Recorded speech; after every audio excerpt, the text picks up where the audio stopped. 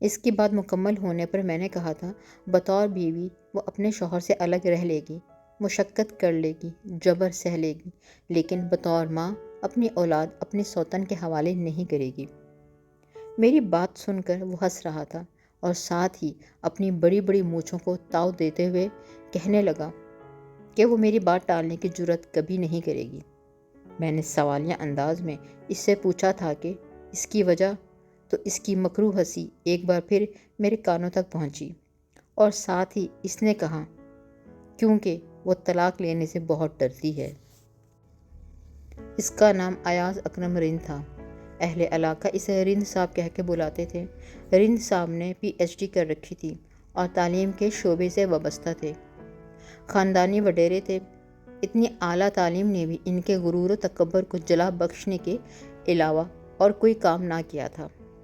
رند صاحب کی شادی ان کی چچا زاد سے کروائی گئی تھی، جو کہ عمر میں ان سے تقریباً 10 سال بڑی تھی۔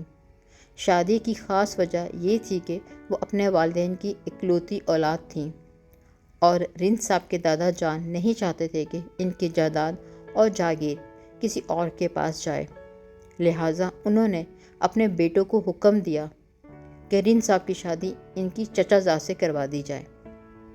دادا جان تو گزر گئے، مگر ان کی زندگی آزمائش بن کے رہ گئی،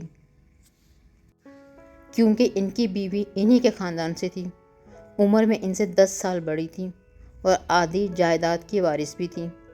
اوپر سے ایک اور مشکل آن پڑی تھی، شادی کے 5 سال بعد بھی کوئی اولاد نہیں ہوئی تھی، جس کی وجہ سے گھر میں حالات کشیدہ رہنے لگے تھے۔ بات بڑھی تو رند صاحب کے والد اور تایا کے درمیان بھی حالات خراب ہو گئے۔ دونوں بھائیوں میں بول چال ختم ہو گئی۔ ان کی بیوی نے ان کے والدین کی عزت کرنا چھوڑ دی اور مجبوراً ان کے والدین کو ان سے الگ ہونا پڑا۔ لاکھ کوشش اور علاج معالجے کے بعد بھی کوئی اولاد نہ ہوئی تو رند صاحب کے والدین ان کی بیوی کو ذمہ دار ٹھہرانے لگے، جبکہ ان کی بیوی کے والدین رند صاحب کو قصوروار سمجھتے تھے۔ کیونکہ یہ مسئلہ دونوں کے لیے تکلیف دہ تھا، لہٰذا ایک بار پھر سب لوگ اکٹھا ہوئے اور فیصلہ ہوا کہ لڑکے کی دوبارہ شادی کر دی جائے۔ جب اولاد ہو جائے گی تو آنے والی دلہن سے اولاد لینے کے بعد اسے طلاق دے دی جائے گی، اور ساتھ ہی فیصلہ ہوا کہ کوئی ایسی مجبور لڑکی ڈھونڈی جائے جس کو چھوڑتے وقت کوئی پریشانی نہ ہو، اور پھر یوں لڑکی ڈھونڈنے کی تگ و دو شروع کر دی گئی۔ تمام لوگوں کی مشترکہ کوششوں کے بعد ان کو اپنے مطلب کی ایک لڑکی مل گئی، جس کا نام مومل تھا۔ مومل 7 بہنوں میں تیسرے نمبر پہ تھی۔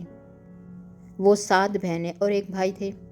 مومل کے والد صاحب مذہبی انسان تھے، مگر انہوں نے اپنی بیٹیوں کے لیے ایسے رشتے چنے تھے جو مذہبی ہونے کے ساتھ ساتھ دنیاوی طور پہ بھی مضبوط تھے۔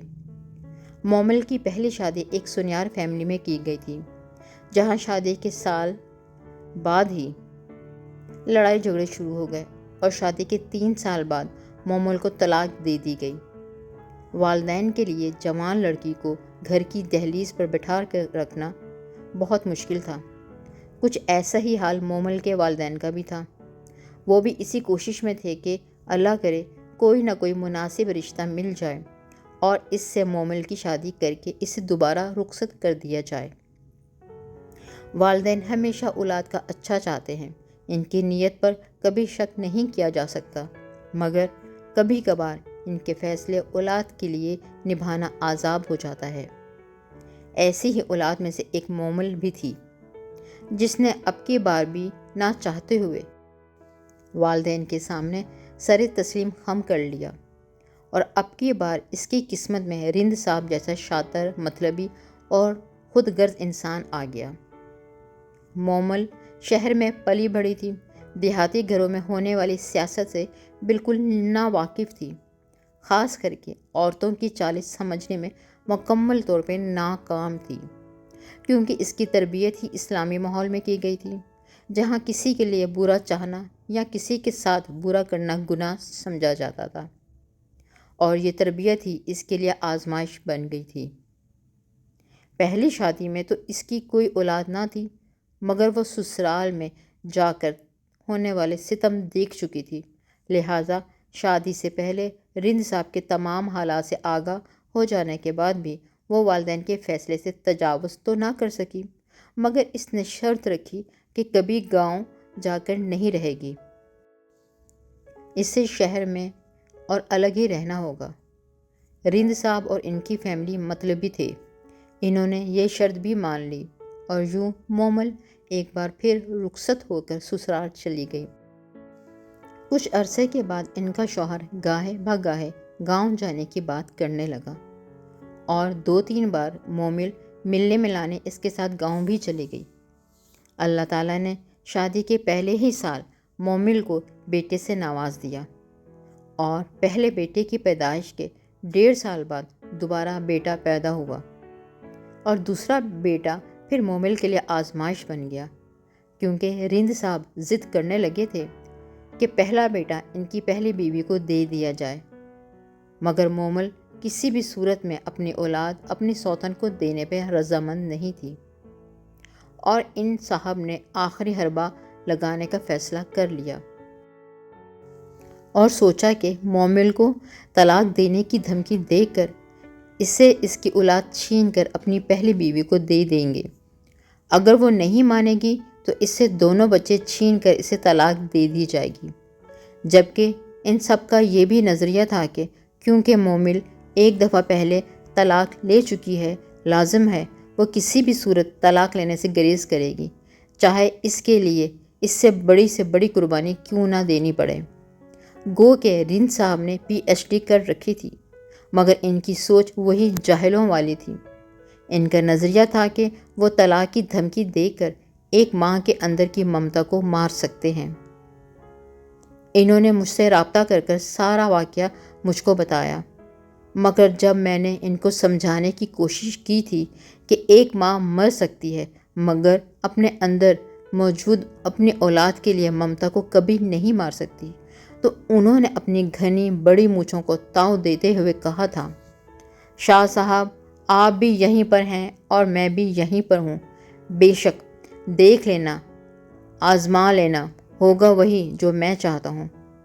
میں نے رند صاحب کو مخاطب کر کہا، یاد رکھنا جب ایک ماں کو اپنی اولاد اور ایک بیوی کو اپنے شوہر میں سے کسی ایک کا انتخاب کرنا پڑے تو بطور ماں ہمیشہ وہ اپنی اولاد کا انتخاب کرے گی، خاص کر کے اولاد کا جو ہر سانس پر اپنی ماں کی محتاج ہو، نہ خود چل سکتی ہو اور نہ بول سکتی ہو، نہ کھا سکتی ہو نہ پی سکتی ہو۔ اس لیے میری یہ نصیحت یاد رکھنا کہ مومل ہر صورت میں اپنے اولاد کا ہی انتخاب کرے گی، چاہے اس انتخاب کے ساتھ اسے طلاق ہی کیوں نہ لینی پڑ جائے۔ میری بات مکمل ہونے کے بعد رند صاحب نے غصے سے کال بند کر دی، اور میں نے بھی مڑ کر ان سے کوئی رابطہ نہ کیا۔ آپ لوگ بتائیں میں نے ممتا کے تڑپ کا اندازہ ٹھیک لگایا نا؟